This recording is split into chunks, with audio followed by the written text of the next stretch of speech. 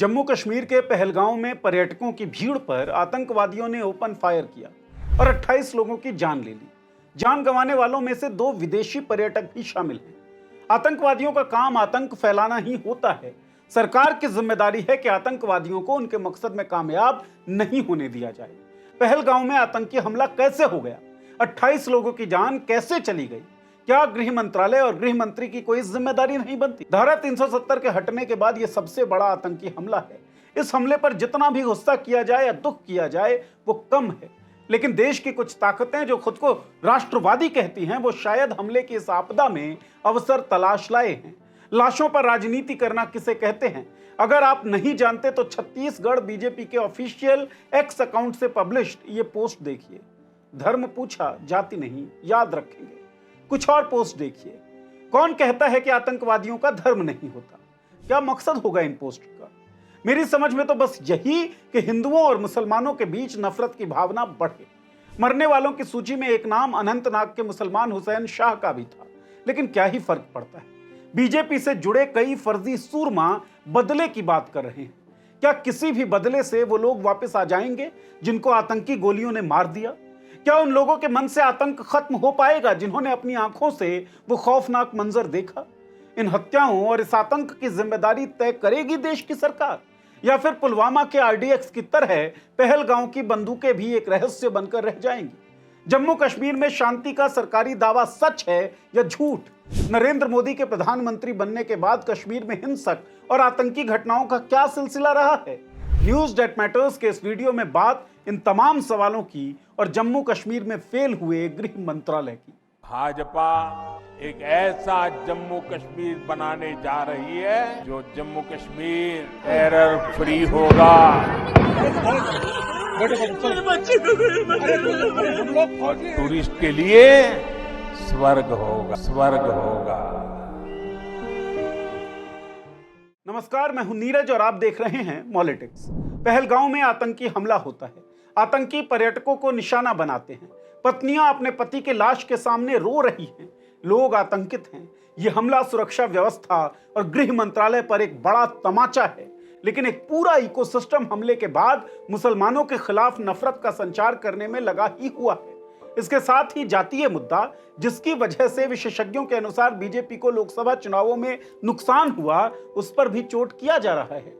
मोटे तौर पर इस आतंकी हमले को एक राजनीतिक इकोसिस्टम ने आपदा के तौर पर तो देखा, लेकिन उसमें से अवसर निकालने से नहीं चूके और गंदा पॉलिटिकल खेल खेल रहे हैं। कश्मीर केवल किसी शहर का नाम नहीं, बल्कि एक इमोशन है। सामरिक दृष्टि से महत्वपूर्ण तो सौंदर्य की दृष्टि से बेमिसाल। लेकिन गांवों में कहा जाता है ना कि ज्यादा सुंदर और महत्वपूर्ण लोगों को नजर लग जाती है। ठीक वैसे ही कश्मीर को आजादी के समय से ही नजर लगी हुई है। भारत और पाकिस्तान के बीच इस भूखंड के लिए युद्ध हुआ। कई खास प्रावधानों के साथ कश्मीर भारत का अंग बना। लेकिन जैसा कि पहले ही कहा, कश्मीर केवल एक शहर नहीं बल्कि इमोशन है, और इमोशन लोकतांत्रिक व्यवस्थाओं में चुनावों का एक बड़ा निर्धारक होता है। जाहिर है कश्मीर को राजनीतिक लोग चुनावों में इमोटिव अटैक के लिए यूज करने लगे। जहां हुए बलिदान मुखर्जी वो कश्मीर हमारा है, इस नारे के साथ पहले जनसंघ और फिर भाजपा ने राजनीतिक जमीन साधी। 1990 के दशक में कश्मीरी पंडितों के विभत्स और दुखदाई पलायन को भी लोगों ने अपनी राजनीति के लिए इस्तेमाल किया। 2014 में नरेंद्र मोदी की सरकार बनी। 20 मार्च 2015 को जम्मू कश्मीर के कठुआ में, 25 जून 2016 को पंपोर में, 18 सितंबर 2016 को उरी में, 3 अक्टूबर 2016 को बारामूला में और 6 अक्टूबर 2016 हंदवाड़ा में आतंकी हमले हुए। इन हमलों में 22 जवानों की शहादत हुई। जम्मू कश्मीर में जनवरी 2016 से अप्रैल 2016 तक गवर्नर रूल था और अप्रैल 2016 के बाद बीजेपी के समर्थन से बनी पीडीपी की सरकार क्लूलेस दिख रही थी। जम्मू कश्मीर में शांति बहाल करने के लिए कोई ब्लूप्रिंट उनके पास नहीं था। फिर सरकार ने एक इकोनॉमिक ब्लंडर किया। 8 नवंबर 2016 को नोटबंदी का फैसला लिया गया और आम लोग इसे सही माने, इसके लिए फिर कश्मीर के इमोशन का तड़का डाला गया। कहा गया कि नोटबंदी से आतंक की कमर टूट जाएगी और घाटी में शांति स्थापित हो जाएगी। लेकिन ऐसा हुआ क्या? 2014 से 25 तक के आतंकी हमलों के बारे में आपको बताएंगे, लेकिन उससे पहले देखिए कि कैसे कश्मीर को इमोटिव आधार पर इलेक्शन विनिंग मशीन की तरह यूज किया गया। बात है 14 फरवरी 2019 की, जम्मू कश्मीर के पुलवामा जिले में अवंतीपोरा के पास दोपहर करीब 3:15 बजे जैश ए मोहम्मद के आतंकी आदिल अहमद डार ने विस्फोटकों से लदी कार को सीआरपीएफ के काफिले के बस से टकरा दिया। इस आत्मघाती हमले में 40 सीआरपीएफ जवान शहीद हुए, एक आतंकी मारा गया और 5 जवान घायल हुए। हमले के बाद भारत ने बालाकोट में एयर स्ट्राइक की। जब 14 फरवरी 2019 को पुलवामा का हादसा हुआ, उस समय सत्यपाल मलिक जम्मू कश्मीर के राज्यपाल थे। उन्होंने करण थापर को दिए इंटरव्यू में खुलासा किया कि यह हादसा सरकार की गलती की वजह से हुआ। उन्होंने प्रधानमंत्री को उसी दिन यह बताया कि यह हादसा हमारी गलती से हुआ है और इसे टाला जा सकता था, लेकिन प्रधानमंत्री नरेंद्र मोदी ने और फिर अजीत डोभाल ने उन्हें इस बारे में चुप रहने के लिए कहा। फ्रंटलाइन मैगजीन के फरवरी 2021 के अंक में आनंदो भक्तों ने सरकार के गुप्तचर तंत्र के संदेशों की छानबीन करने के बाद यह खुलासा किया कि इस हादसे से पहले सरकार को 1 या 2 नहीं बल्कि 11 बार गुप्तचर सूचनाओं से यह खुफिया जानकारी मिल चुकी थी कि हमला होने वाला है। ये सभी दस्तावेज फ्रंटलाइन पत्रिका के पास हैं। आनंदो भक्तों की इस खोजी रिपोर्ट का आज तक सरकार ने खंडन नहीं किया है। फ्रंटलाइन के लेख के मुताबिक जम्मू कश्मीर पुलिस को पहली और दूसरी चेतावनी पुलवामा हादसे से 1.5 महीने पहले 2 और 3 जनवरी 2021 को जम्मू कश्मीर के डीजीपी और कश्मीर रेंज के आईजीपी के नाम एक खुफिया रिपोर्ट से मिली। इसमें बताया गया था कि दक्षिण कश्मीर में जैश ए मोहम्मद किसास मिशन के तहत बदला लेने की तैयारी कर रहा है। चेतावनी की गंभीरता को दर्शाने के लिए इस रिपोर्ट में यह भी लिखा था कि पिछली बार ऐसी चेतावनी के बाद पुलवामा में सीआरपीएफ के कैंप पर हमला हुआ था। उसी सप्ताह 7 जनवरी को तीसरी चेतावनी मिली कि 3 आतंकवादी कश्मीर के शोपिया इलाके में युवाओं को आईईडी विस्फोट की ट्रेनिंग दे रहे हैं। इसकी पुष्टि 18 जनवरी को खुफिया रिपोर्ट से हुई कि पुलवामा के अवंतीपोरा इलाके में विदेशी आतंकवादियों के सहयोग से 20 स्थानीय मिलिटेंट कुछ बड़ा करने की योजना बना रहे हैं। और फिर 21 जनवरी को पता लगा कि किसास मिशन के तहत 2017 में जैश ए मोहम्मद के मुखिया के भतीजे तलहा राशिद की मौत का बदला लेने की योजना बन रही है। लेकिन तब तक यह पता नहीं था कि यह हमला कहां होगा, कौन करेगा और कार्रवाई की जाए तो किसके खिलाफ की जाए। 24 और 25 जनवरी को मिली खुफिया जानकारी ने इस कड़ी को भी जोड़ दिया। पता लगा कि जैश ए मोहम्मद के अवंतीपोरा ग्रुप ने मुदस्सर खान के नेतृत्व में बड़े फिदायीन हमले की रिपोर्ट की है और वह समूह पुलवामा के शाहिद बाबा के संपर्क में है। अब पुलिस के हाथ कार्रवाई करने लायक सूचना थी। मुदस्सर एक लोकल आतंकी था और उस तक पहुंचना असंभव नहीं था। 25 तारीख को खुफिया खबर मिली कि मुदस्सर खान को मिडूरा गांव के पास देखा गया है। अब तक साफ था कि तैयारी अवंतीपोरा या पंपोर के पास चल रही है। 9 फरवरी को सीआरपीएफ के पास भी खबर आई कि जैश ए मोहम्मद बदले की कार्रवाई करने वाला है। फिर 12 फरवरी को केंद्र सरकार की खुफिया एजेंसी आईबी के मल्टी एजेंसी सेंटर में रिपोर्ट आई कि जैश ए मोहम्मद के पाकिस्तानी हैंडलर जम्मू कश्मीर में सुरक्षा बलों द्वारा इस्तेमाल किए जाने वाली सड़क पर आईईडी ब्लास्ट की तैयारी कर रहे हैं। इसके बाद हमले के 24 घंटे पहले अंतिम और 11वीं चेतावनी मिली कि जैश ए मोहम्मद सुरक्षा बलों के रास्ते में आईईडी ब्लास्ट कर सकता है और सुरक्षा बलों को तत्काल अलर्ट किया जाए। इन तमाम चेतावनियों के बावजूद अगले दिन यानी 14 फरवरी को 2500 से अधिक सीआरपीएफ के जवानों को उसी सड़क से भेजा गया जहां आईईडी ब्लास्ट की खुफिया जानकारी थी। सीआरपीएफ ने सड़क की बजाय हवाई जहाज से भेजे जाने की मांग की, लेकिन उसे ठुकरा दिया गया। यही नहीं, सत्यपाल मलिक के अनुसार उस सड़क के सभी नाकों को बंद भी नहीं किया गया। फिर वही हुआ जिसका अंदेशा था। उसी जैश ए मोहम्मद द्वारा उसी मुदस्सर खान के नेतृत्व में उसी पुलवामा अवंतीपोरा इलाके में वही आईईडी ब्लास्ट किया गया जिसकी खबर मिल चुकी थी। हमारे 40 जवान शहीद हो गए। खुफिया इनपुट्स के बावजूद सुरक्षा बलों को मौत के मुंह में झोंका गया। तो या तो यह भयंकर लापरवाही या फिर षड्यंत्र का मामला था।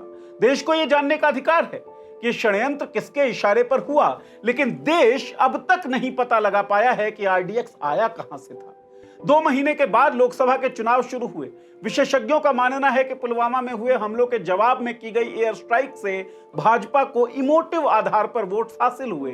पुलवामा हमला कैसे हुआ, किसने किया, आरडीएक्स कहां से आया, इन सवालों का कोई जवाब नहीं मिला। किसी की अकाउंटेबिलिटी तय नहीं हुई। उन 40 जवानों की शहादत की वजह तक पता नहीं चली। बस इमोटिव इंटेलिजेंस के नाम पर फायदा उठाया गया इलेक्टोरल पॉलिटिक्स में।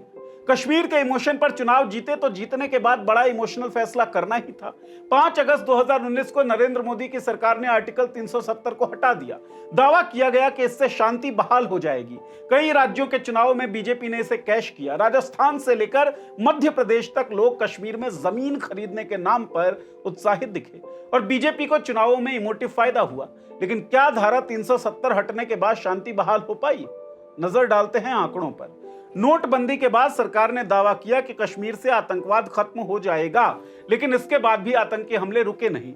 29 नवंबर 2016 को जम्मू कश्मीर के नगरोटा में 166 मीडियम रेजिमेंट के आर्मी बेस पर 3 आतंकियों ने हमला किया जो जैश ए मोहम्मद से जुड़े थे।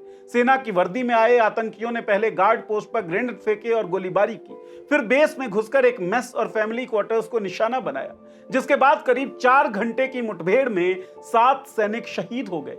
इसके 8 महीने बाद 11 जुलाई 2017 को जम्मू कश्मीर के अनंतनाग जिले में बटेंगू के पास लश्कर तैयबा के आतंकियों ने अमरनाथ यात्रियों की बस पर हमला किया, जिसमें 7 तीर्थयात्री मारे गए। इसके बाद 10 फरवरी 2018 सुजवा में, 7 मार्च 2019 जम्मू बस स्टैंड पर, 12 जून 2019 अनंतनाग में केपी रोड पर, 26 नवंबर 2020 एचएमटी श्रीनगर में, 27 जून 2021 को जम्मू के सतवारी इलाके में, 4 अगस्त 2021 बांदीपोरा में, 11 अगस्त 2022 को जम्मू कश्मीर के राजौरी जिले में, 20 अप्रैल 2023 को जम्मू कश्मीर के पुंछ में, 13 सितंबर 2023 को फिर से जम्मू कश्मीर के अनंतनाग में, 29 अक्टूबर 2023 को जम्मू कश्मीर के श्रीनगर में। फहरिस्त बहुत लंबी है। अगस्त 2019 में धारा 370 हटाते हुए बीजेपी सरकार ने दावा किया कि इसके बाद शांति बहाल हो जाएगी, लेकिन आंकड़े ऐसा नहीं कहते। गृह मंत्रालय के डाटा के अनुसार 2014 से 18 केवल जम्मू कश्मीर में 1708 हमले हुए। हालांकि 2019 के बाद का आंकड़ा पब्लिक नहीं है, लेकिन हम इसे दूसरे तरीके से समझ सकते हैं। 2014 से अप्रैल 2025 तक भारत में छोटे बड़े आतंकवादी हमलों की संख्या साउथ एशिया टेररिज्म पोर्टल के अनुसार 10,724 है। इनमें 8,081 नागरिक मारे गए और 4616 सुरक्षा जवान शहीद हुए। अगर आप साउथ एशिया टेररिज्म पोर्टल आंकड़ों पर नजर डालेंगे तो आपको लगातार संख्या कम होती नजर आएगी। 2008 में लगभग 5,000 हमले, जो साल 2010 तक आते आते 2200 हो गए। हालांकि 2012 में हमलों में वृद्धि देखने को मिली, लेकिन उसके बाद से लगातार घटते रहे और साल 2015 तक आते आते लगभग 1400 रह गए। आगे भी लगातार घटते रहे और साल 2019 में मात्र 490 हो गए। लेकिन 2019 के बाद देखिए लगातार बढ़ोतरी हुई है आतंकी घटनाओं में। 2020 में 497, 21 में 583, 22 में 667, 2023 में 874 और 24 में 1114। सरकार धारा 370 हटाने के बाद से ही दावा करती आई है कि कश्मीर में आतंकवाद की घटनाएं कम हुई हैं। लेकिन यह कैसे संभव है कि कश्मीर में तो आतंकवाद की घटनाएं कम हुई हों, लेकिन देश में बढ़ रही हों?